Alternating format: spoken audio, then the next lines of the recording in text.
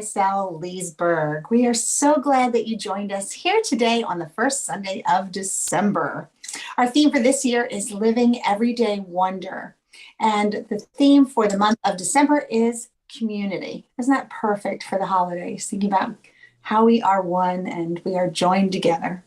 The title of our talk today is Longing to Belong, and it will be given by our wonderful spiritual director, Charlene. We're so glad that you joined us. We're going to officially kick off our service with our video. So sit back, take a deep breath, and enjoy. Please join us as we create our sacred space. We set our intentions of deepening into our awareness and practice of our 5 pillars of spiritual living by lighting this candle in our virtual world. Our first pillar is sacred study, represented by the divine quality of truth. We use this pillar to recognize the importance of an open mind and the power of our minds. The second pillar is affirmative prayer, represented by the divine quality power. This pillar honors the power of prayer in our daily lives. Our third pillar is meditation and the divine quality of peace. This pillar reminds us of the importance of meditation and the peace we feel when we quiet our minds. The fourth pillar is circulation and the divine quality of life. We know that the great law of circulation works in our lives. As we give, so shall we receive. And the fifth pillar is sacred service and the divine quality of love. This pillar affirms our call to be a service to our world as we see through the eyes of love. Let us close our eyes as we bless this sacred space and our time together. As we weave each of these pillars of spiritual living into our service today, may they deepen our own spiritual practices of study, prayer, meditation, circulation, and service, expanding our minds and our hearts to the 5 divine qualities of truth, power, peace, life, and love. We also bless everyone who made our service possible today and everyone in attendance. May the energy of love that is generated here bless everyone abundantly, and so it is.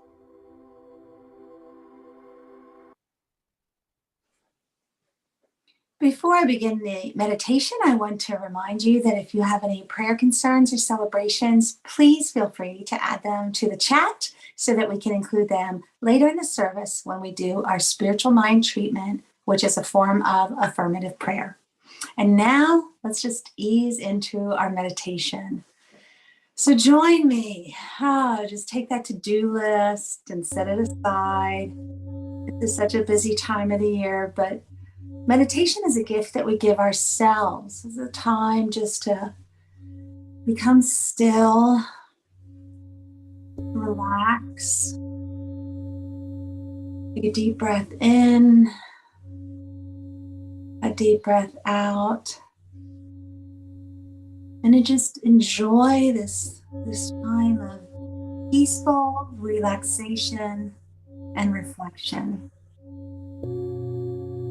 Today's meditation is based on community, our theme for this month, but also it was inspired by a discussion that we had yesterday in our class, the 7 spiritual laws for success. So those of you who are in the class, I think you're going to notice something. It sounds a little bit familiar. So let's begin again with taking a deep breath. In.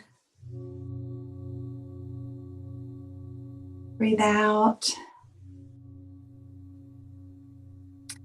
And I want you just to think about your body, this wonderful, wonderful gift of life that you've been given.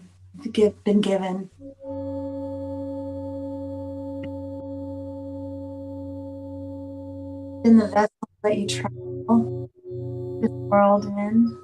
Been with you since before you even took your first breath. And it's with you until you take your last breath. And I want you to think about everything that's under your skin, everything that is working together to help you move throughout your day. All the things that are on your to-do list are possible because of all the things that are in your body that support you, your skeleton, organs, your respiratory system, your circulation system, and all those billions, trillions, they're inside your body doing what they're supposed to do. And you don't even think about it. Isn't that a miracle? Each one of those cells has a purpose. Each one of those cells has a specific function, and they all work together harmoniously, right? And when they do that, life is good. Life is good. Your body moves with ease. You have perfect health. Everything feels great. You're ready to tackle anything that you need to tackle, ready to do anything. Sometimes we know we're having a bad day because our cells, our organs, our muscles, something, the bone might not be feeling at its very best. It's not working as it should. There is not ease, but dis-ease. And think about how that feels. When your body, your organs, your cells, your joints just aren't moving in harmony, aren't moving with ease. And just as there are many cells and organs and systems that make up your one body, there are many other bodies out there. You can see some on our screen, but also think about your neighborhood, maybe your place of work, your friends, your coworkers, your community, your state, your country. Our world is all made up of these individual bodies, just like your one body is made up of all these individual cells. And just like our bodies, when everything's working together harmoniously, life is good, right? There's ease. But we know when we turn on the news, sometimes neighbors aren't getting along with each other. States aren't getting along with each other. Societies aren't getting along with each other. Countries aren't getting along with each other. And what does that end up with? Disease, right? Dis-ease, no peace. There's no harmony. There's no ease of life for all. So here's what we're going to do in our meditation. I want you to think of a group, think of a society, think of a country. If you want to go big, think of the world. Or maybe you want to go small and just think about the place where you work, or your neighborhood, your community, maybe even your family. And with non-judgmental attention, let's direct a healing message of love. Just as you would put ointment on a cut or a sore muscle, because you want to care for your body, take care of everything so that you have ease and peace of mind. And you don't do it with judgment when you put the Band-Aid on. I hope not. Or when you put the ointment on. I hope you do it with love. And let's think about that community, that society, that place where we want to send some healing ointment, some love and peace and harmony, so that there is ease. The holidays bring family together, and sometimes when family's together, there is disharmony, there is disease. So just picture in your mind someone, some folks, a group, place of people where you just want to send love, love, love, peace and harmony.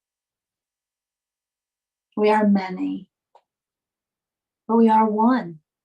Just like there are many stars in the sky, the night sky, just as there are many grains of sand on the beach, just as there are many cells in one body, we are all connected to each other,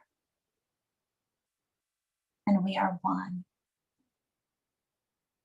I hope that's something that you can carry with you, and you can pull out this meditation in your memory anytime that you need it. Give love to yourselves and spread love all around. All right, and with that, it's time for Leah and some music.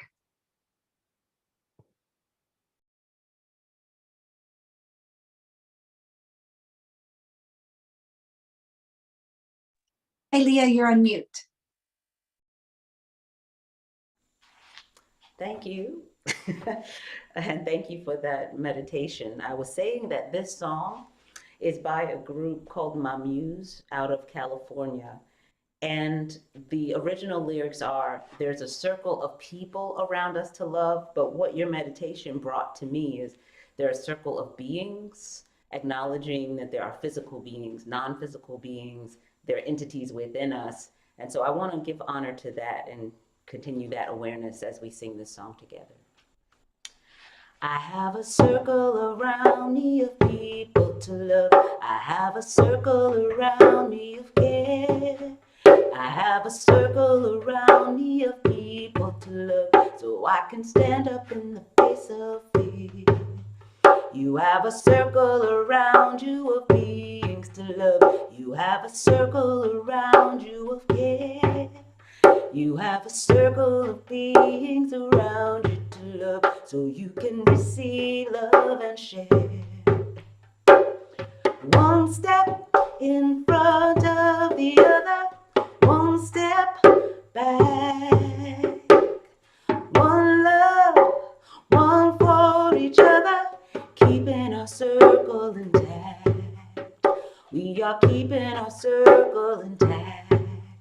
I have a circle of beings around me to love. I have a circle of beings who care.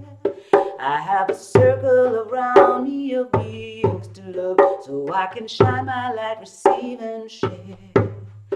You have a circle around you of beings to love. You have a circle around you of care. You have a circle of beings around you to love, so you can stand up and receive and share. One step in front of the other, one step back.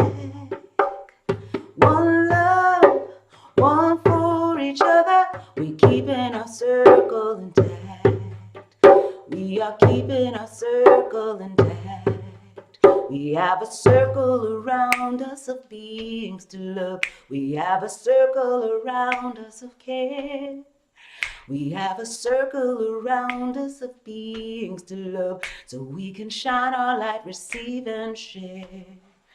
We have a circle around us of beings to love. We have a circle around us of care. We have a circle around us of beings to love, so we can shine our light, receive and share. One more time, sing it with me. We have a circle around us of beings to love. We have a circle around us of care. We have a circle around us of beings to love, so we can shine our light, receive and share.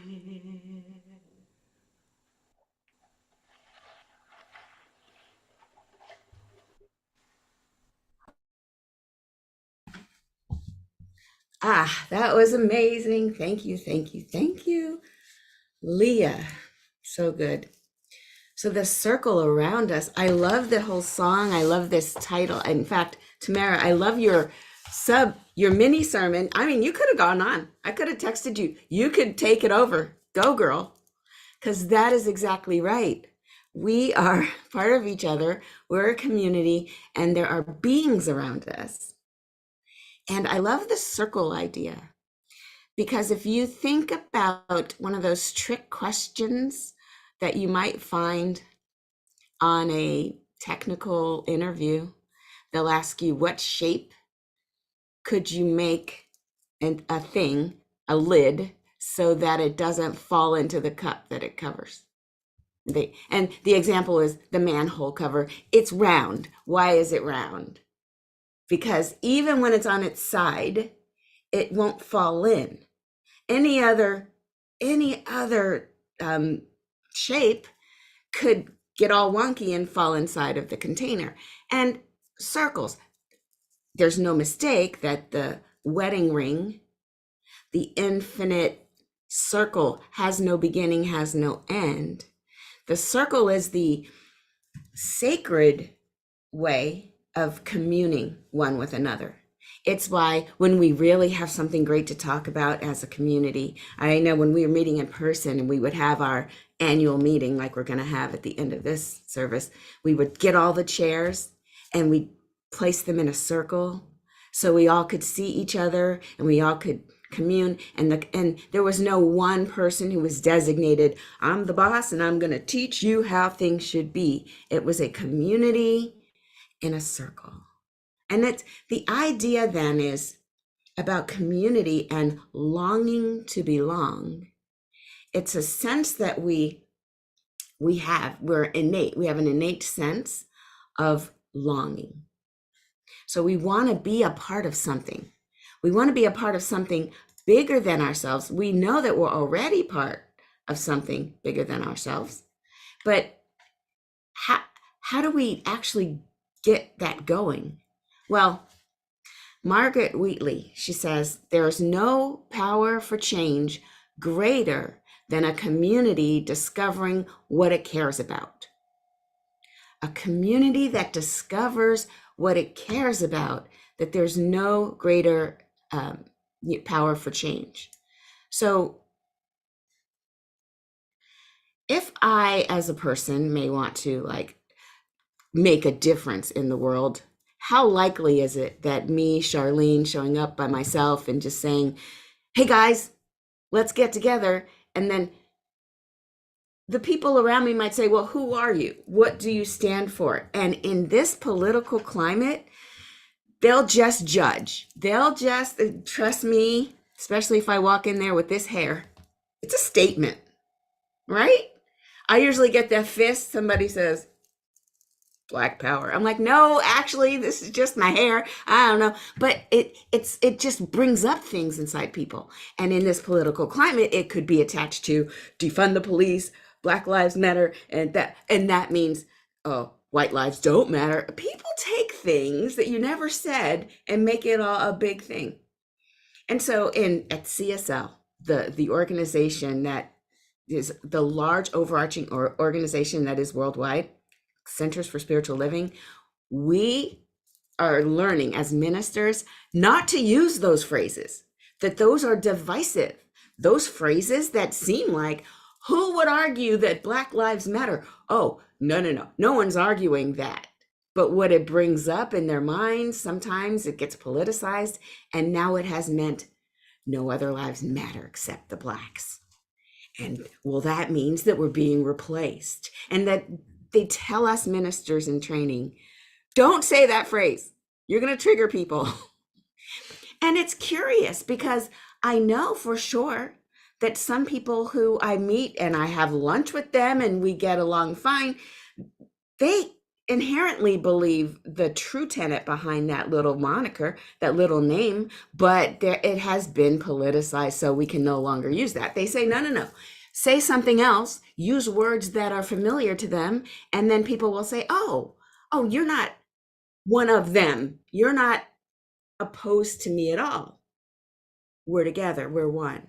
It's identifying other people who you wouldn't originally call my people. It's identifying others and then knowing that there are no other. It's just me and my experience showing up as I interact with someone.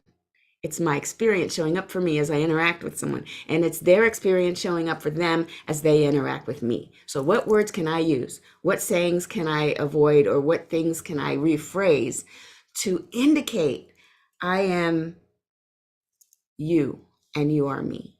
There is no separation. We are one. So I was reading this book. It is The Community, the Structure of Belonging. And this book, I'll give you more information about who it's written by and stuff in a minute, but I love this. He says, belonging can also be thought of as a longing to be. Think about that. A longing to be.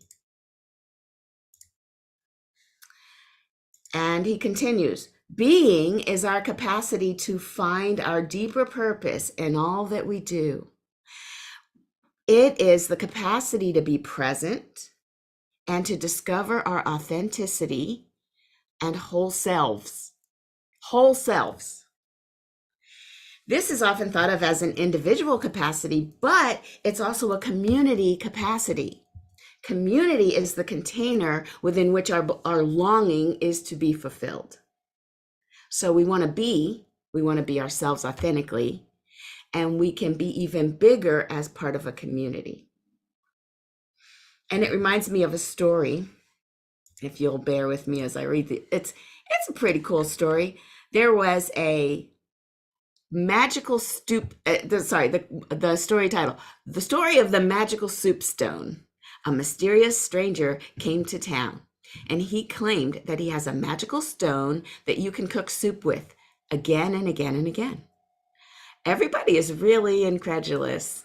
But to prove it, he pulls out the soup stone and puts it in a pot of boiling water. And as the water is boiling and people are coming around and looking, he declares,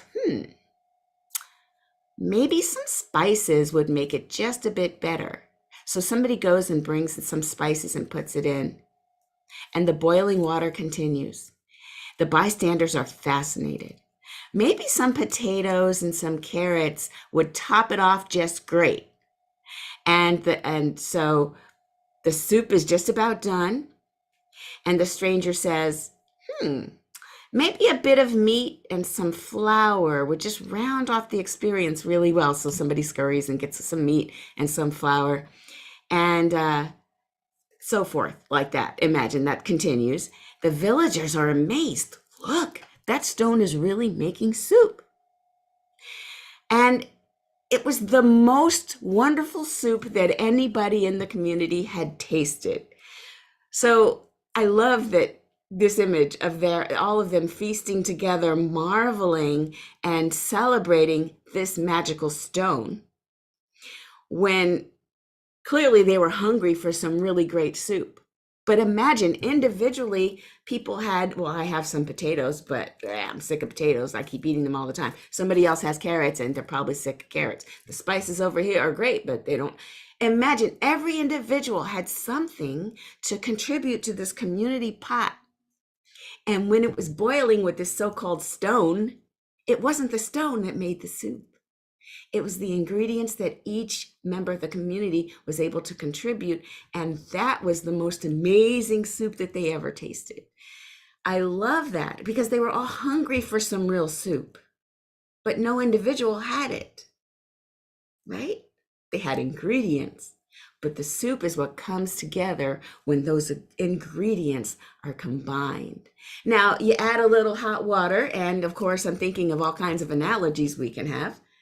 Because when you have a community, you have personalities, and people bring things, not only their positive gifts, they also may bring some, a little bit of strife. And so, sure, hot water is what you need sometimes, because then the true passions can be brought up. And then if you stick around in a community and you don't leave the moment somebody says something that you don't like, well, then that's where the juices are released. That's when God can fill those blanks, that can fill those little spaces where our expectations didn't quite meet reality. And if we don't run off in a huff and complain, well, that group doesn't love Ernest Holmes or something, whatever you might have somebody say.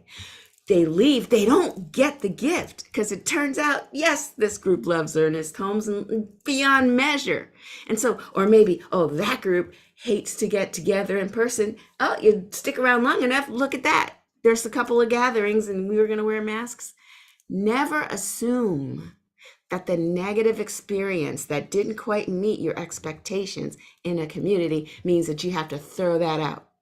Throwing out the baby with the bathwater. Sorry, too many analogies in one story. I get it. But you get the idea.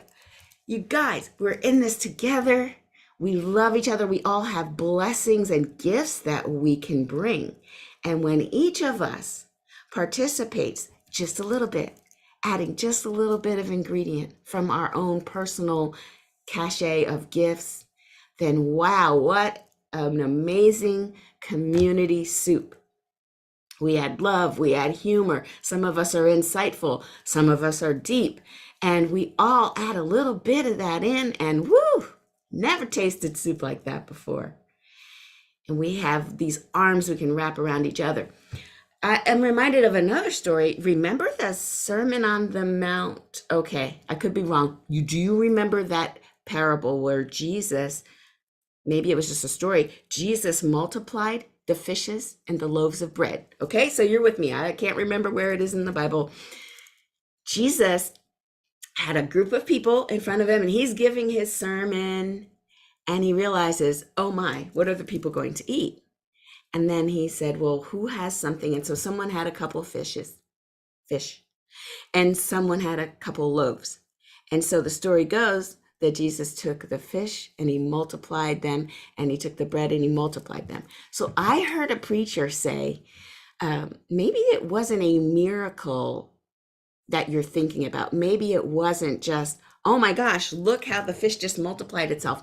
Maybe what happened was everybody in the audience of the congregation, they all had a little something, but it wasn't enough to share, so to speak. So when somebody came up with a couple fish and a couple loaves, other people pulled out their good, and the bounty was then collected and collective, and then they had more than enough. I love that interpretation too. Because of course, if you're the one with the food, you have some food, but you don't have enough for all these people, you're likely to say, nope, don't have anything. But if everybody pulls out what they brought, you could end up with a spread. And so that's the idea of community, that we are looking for somewhere to belong. And then we ask ourselves some questions about, what gifts do I bring? And typically when we're creating a community in person, there are a lot of ideas that come about. One of the ideas is that, like if you're creating a cohabitation or co-living solution type of community, what you'll do is you get a lot of people together, and the more different they are, the better. And you focus them on questions rather than answers. Don't you love that? In the book here, let me go back into my little library. This is Community by, it's called Community, The Structure of Belonging, and it's written by Peter Brock. And so he says there are questions that everybody has to ask themselves. The first thing is, you find a community, and he's talking physical community, where you want to involve more people. You want there to be a sense of ownership instead of one leader and a bunch of followers, one talker and a bunch of listeners. When it's like that, not everybody has such ownership. You want to have ownership in your community. And so he says you ask questions like, each person who comes together, and again, the more different they are, the better, because you'll ask each other questions, ask yourself questions. What promises am I willing to make? Now, no one says you have to make a promise. No, that's not part of it. But if you do make a promise, then your accountability is that you keep this promise. No one says you have to volunteer, but when you do volunteer, your accountability is that you do what you said you would do. And so for those of us who always, their mouths get them into more trouble, or they say your mouth writes checks that your actions can't cash, like you can't fulfill. If you are more of a talker than a doer, the advice is don't say anything. Shh, surprise us. But what is it? What commitments am I willing to make? What price am I willing to pay? And you stay in the question. And I love that the power is in the question, because how many of us just want to know what to do? We'll come to our friends, what's your advice? What should I do? And now that I'm reading this book, it's like, what if we just keep asking questions? Stay in the question. Because as we talked about in our class that we just finished yesterday, the potential is in the question, in that uncertainty, the I don't know yet. And then we are allowing the universe to concoct a soup made of all kinds of ingredients that we didn't even know existed. And people are running forth offering things that we hadn't even considered. Because we stay in the question, we can bring a more dynamic, more appropriate solution that fits the whole. In fact, if people start jumping to solutions, that's not the answer. Literally, the question is the answer. And it's kind of a twist, and I love that. One of the things they talk about is that a gift that we have when we come to community, we bring gifts, and that a gift is not a gift until it's offered. Doesn't that make sense? It's not a gift until you offer it. It might be your asset, but it's not a gift until you say, here, what can I do? How can I help? He says that parents aren't parents until they have children. I was like, oh, that makes sense. Children create the parents. He says we have it backwards. Like, you're not a teacher until a student shows up. You're not a parent until there's a child. There's a relationship, and it's what we think of as the subordinate, the child or the student or the disciple. That is what makes the other side what it is. And so this is the balance. It's the seesaw. It's the reciprocality, the reciprocal nature of this. And so we think about, what is it that I have? What am I doing? What assets do I have? And then we offer the gift that we know is needed in that moment. And then we bless it and we allow it to multiply as we give it. Because we know that our giving of our gift increases the wonderfulness of this soup that we're doing. And then we can receive much greater than what we gave. So the questions, what is the gift you currently hold in exile? Now think about this. He says, what gift do you currently hold in exile? What does that mean? What gift do you have what asset do you have that you're not really owning? And some of us might say, oh, well, I give all day at the office doing websites. I don't want to have to do websites for my community because, oh my gosh. Well, maybe that's true. But also that's one of the gifts that we're holding in exile. And then what is it about you that nobody knows about? Do you have a hidden gift that, do you have a sprig of parsley or a sprig of basil that would make that soup awesome, but you're keeping it, you're just hiding it. You don't want to be known as the basil girl. So you just keep it to yourself. That's one choice. And as community, no one's going to force a person to give forth their sprig of basil. But it's up to you as a community member. And I love that because I don't like feeling pressure. I can tell when it's happening, can't you? You can feel it when you're being corralled to do something. And so we wouldn't want to put pressure on. It's always at will. People do it at will. And then here's another question to kind of pull out, what are my gifts? What are you grateful for that has gone unspoken? Are there things that you're grateful for that you just haven't mentioned? And so that's something to work with there. Think about this. What positive feedback have you received that surprised you, knocked you off your feet? You had no idea that somebody saw you as this way, or did they see you as a positive person, or did they say, "Thank you for brightening up the room"? And you're like, "Whoa, really? I didn't think I did that. Okay, thank you." What gifts do you have that other people appreciate that you didn't even consider? And the idea is that in these groups, now when you have a big community, like let's say we were 1,000 people in our church, well, then what we would create is small groups so that people feel seen. And they call them affinity groups, so that if I'm really into websites, that I could create an affinity group for websites, and or just anything tech, so we can all geek out about the new app for the phone, and we don't put off the other people who can't stand tech because they're over there planting some beautiful flowers. That's their affinity group. And the small group approach is what you do to create a sense of closeness, intimacy in a community. That is what we desire. The point is, we want to connect with others.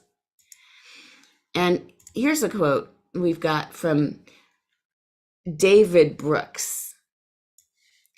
When relationships are tender, when commitments are strong, when communication is pure, when the wounds of life have been absorbed and the wrongs forgiven, people bend toward each other, intertwine with one another, and some mystical combustion happens. Love emerges between people as a pure flame. Yes, the combustion that happens. When we do that, relationships, we're not running away from things when times are difficult. We have commitments. We're going to be there for each other.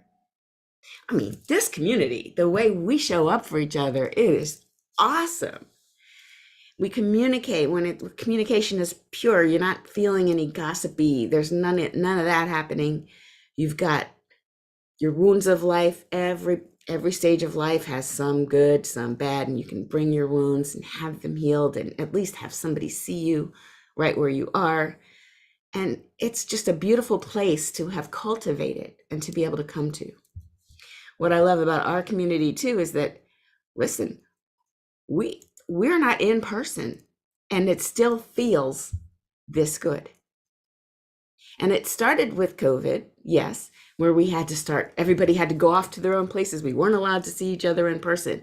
And just think back to all the beautiful ways that this pandemic caused us to really just kind of see each other in a different light.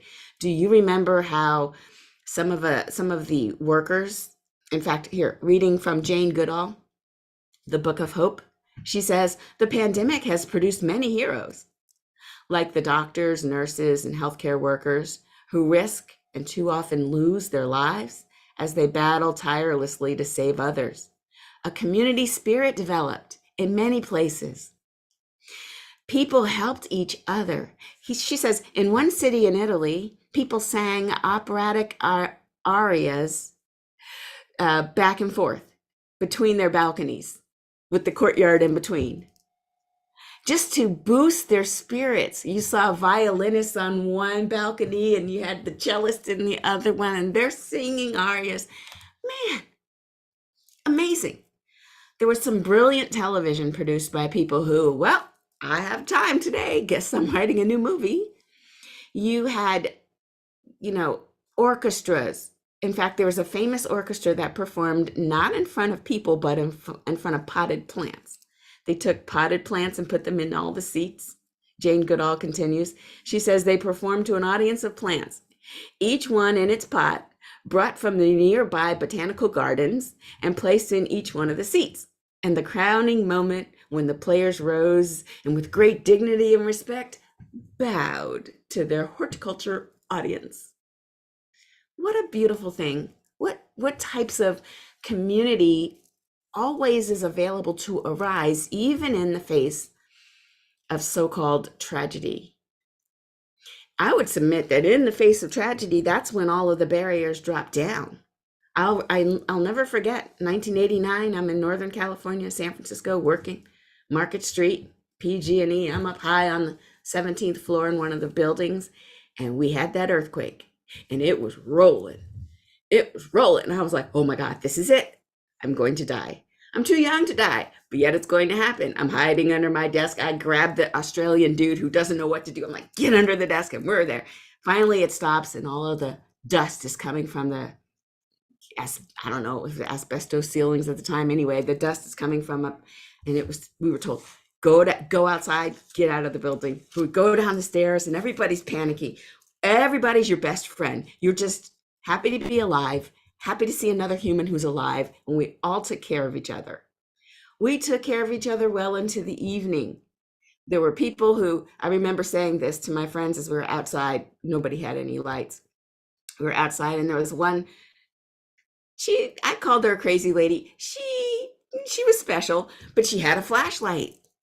She ruled the traffic at that intersection. I said, anyone, it's so crazy, like how society shifts. Whoever has a flashlight wins. She had the flashlight, and she's doing this to tell the cars to go this way. And then she stops them all, and she does that to tell the cars to go the other way. I thought, this is nuts. But they passed around some, I think it was Jägermeister or something in a bottle. Everybody drank from it. We're all going to die. It was great. I thought, I don't know how long this is going to last. But look, humanity is just one big family. When you take down all of the barriers of our comfort and our separate cars as we judge each other on the freeway, take all that away, and we will help each other survive. Now, I don't recommend that we all live life at the height of a very stressful experience in order to realize that we're one. But let's just kind of call ourselves to remind ourselves that at our core, there's no race. That's a construct that was created. But we are, like they say in Independence Day, we're the human race. we must get together, and we must bond with each other, and we must realize that there is no other. Like Maya Angelou says, I am not my brother's keeper. I am my brother and my sister. That's real. I could go on, but oh, look at the time. I will suffice it to say that it is this coming up on December 8th is Bodhi Day, and that's a Buddhist holy day that's celebrated in Japan. And it comes about because the Bodhisattva, the Buddha, okay, his name is escaping me. Let me scroll and take my notes. Siddhartha Gautama achieved enlightenment and became the awakened one on that day. So he had gone out, sat under the Bodhi tree for 49 days and achieved enlightenment. So December 8th is the day that they celebrate that. And you could celebrate it by lighting a candle or just knowing that enlightenment is within if we simply choose to go there, be with the one that is within us. Because nothing, the Buddha says, nothing ever exists entirely alone. Everything is in relation to everything else. So with loving kindness, we go within, we commune with ourselves, and then we arise. And we go out into the world with that love. Namaste. So as we go within and just go into that space of prayer, I'm so grateful to be able to know for my community, our community, and for this entire planet that we are one with the divine. There's no separation. There's no otherness. There's only the one. And it lives and moves and has its beingness through us. That we are not only connected with one another, we are one another. And so since there's no separation and we are one with the divine, and all the highest attributes of the divine include love, include kindness, peace, joy, beauty, well-being, wholeness. I know that those are the attributes of our true nature. Our highest selves are that. And so anything unlike that that shows up in our lives, it's simply a lower vibration, an idea of separateness. It's an idea of maybe loneliness. But inside that is the little seed of truth that we are never alone. We are always one with the divine. And so I speak my word that anyone who is connecting with or feeling more identified with that false side of things, any dis-ease, discomfort, any presence of anything that is unlike our divine nature, I simply say, let's turn our attention away from the appearance of this thing and to the truth behind it.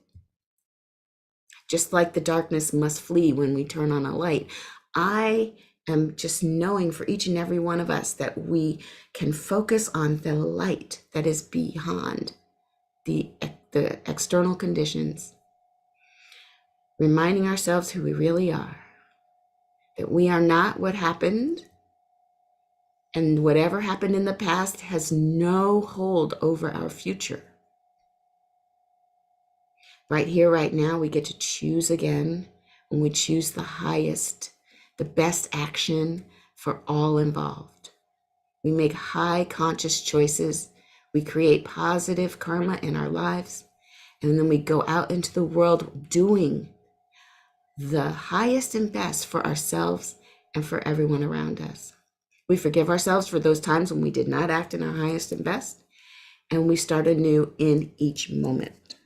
So with this knowingness and with this awareness, I am grateful. I'm so grateful to be able to speak my word and to know that it is always responded to in kind by the law. So I release my word into this law that always says yes. I let it go, I let it be, and so it is. Ashe, amen. Leah.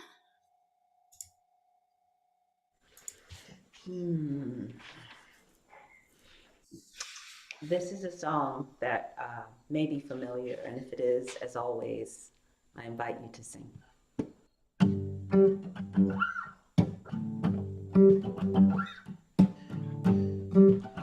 Love is but a song we sing, and fear's the way we die.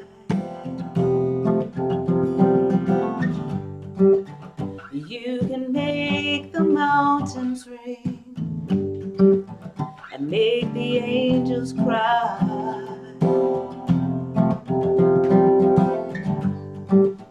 Although the bird is on the wing and you may not know why.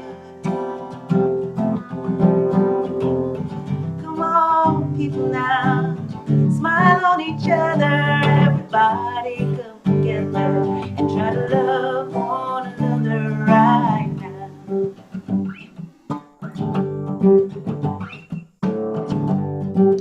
Some may come and some may go. We all will surely pass. When the one who left us here returns for us at hand, we are but a moment's sunlight fading in the grass. Come on, people now, smile on your brother. Everybody get together and try to love one another right now.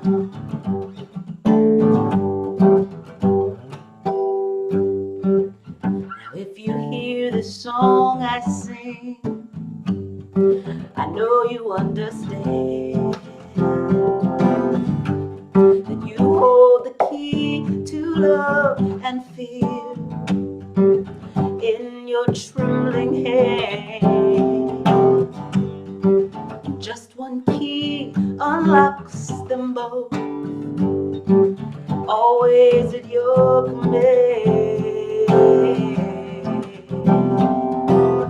Come on, people now, smile on each other, everybody get together and try to love one another right now. Let's sing that one more time. Come on, people now, smile on each other, everybody get together and try to love one another right now. I know you can right now. Yeah, we can right now. Right now.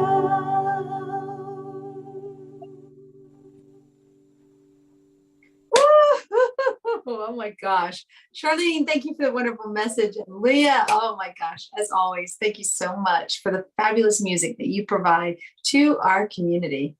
Now is the time to bless the donations that are shared with us today. At CSL Leesburg, we are a tithing community. We believe in the law of circulation. As we give, so shall we receive. And we know that when you give, you do receive. And we keep the money just flowing, that energy just flowing. The donations that you give our center go out and they keep moving and they bless us. They bless our home organization, as well as organizations that support our vision of helping to create a world that works for everyone, because we are one. Please look at your screen. There's so many ways that you can give, and it's easy to find a way that works for you. We thank you so much for your support. We can't do what we do each Sunday without you helping us out. So now take whatever you're doing, however you're giving, maybe it's physical and you can place it over your heart, or just join me placing your hands over your heart, because I got that automatic system where it just goes in each month and I don't even see it. It just goes right to CSL. However you're doing it, put your hands over your heart and join me in our blessing of our gifts and our affirmation of oneness. The presence of spirit within me blesses everyone I touch, tends to heal. I'm sorry, let me just start again. The presence of spirit within me blesses everyone I meet, tends to heal everything I touch, brings gladness into the life of everyone I contact. Therefore, I am a blessing to myself, to humankind, and to the day in which I live. And so it is. Just like Charlene was talking about, man, you make a mistake, you get a chance to start over again. All right, we have announcements. Here we go. So we have dream study. Charlene, I can't join you on Tuesday mornings, but I'm going to have to share with you a dream that I had yesterday that just blew me away. While we are sleeping, we are always getting communication. You know, it just never stops. Energy is always moving, and we get messages, we get insight, and sometimes we're lucky enough to remember our dreams, but we just don't understand them. We need to run them by somebody, and that's what Charlene and friends do on Tuesday mornings. They share their dreams and they get help interpreting what are the messages that you are receiving when you're sleeping. So if you are able to join them on Tuesday mornings at 9 o'clock, please do so. It's right here on the Zoom link. And you've heard this reference several times today.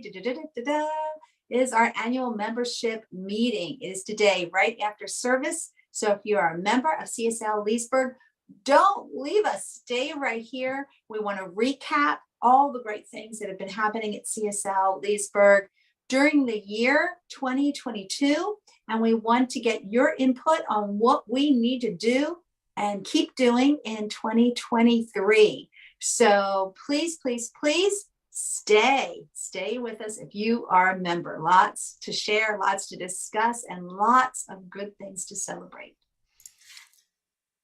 And are you there, Char? Do you want to add something? I'm here.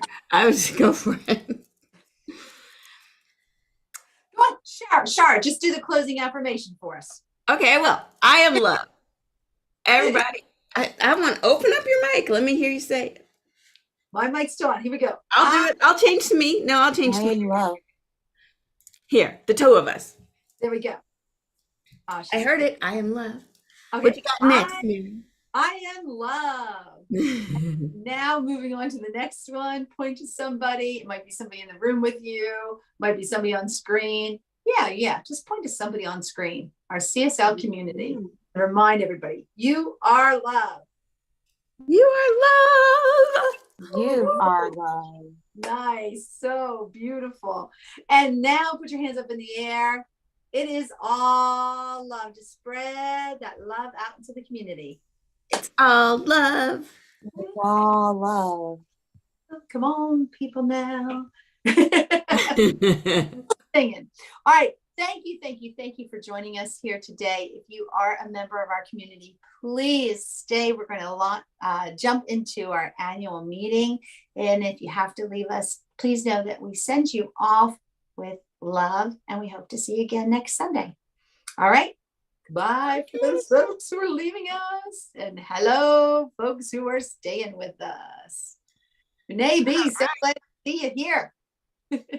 Yeah. Wait. Can you see that? Okay. I can see who